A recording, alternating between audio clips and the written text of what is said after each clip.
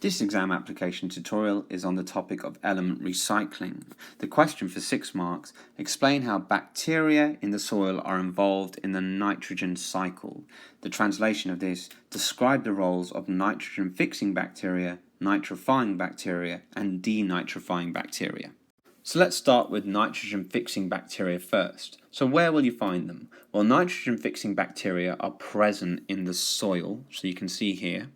But in certain plants called legumes, which have swellings in their roots, we call root nodules, well, these root nodules also house these bacteria.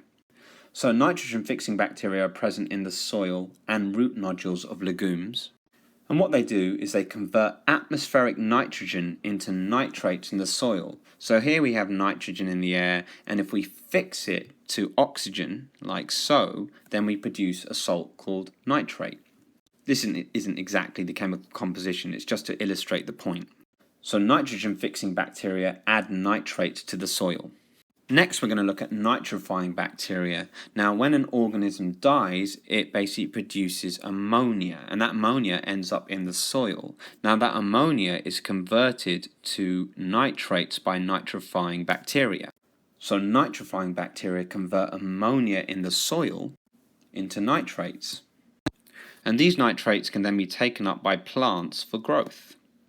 Finally, denitrifying bacteria convert nitrates in the soil back into atmospheric nitrogen. So that's how nitrates get broken down and nitrogen gets placed back into the atmosphere. And that completes the cycle. This is definitely the most important part of the nitrogen cycle, understanding the roles of the bacteria, where they're found, what they do. E.g., found in the soil, found in root nodules, they convert atmospheric nitrogen into nitrates in the soil.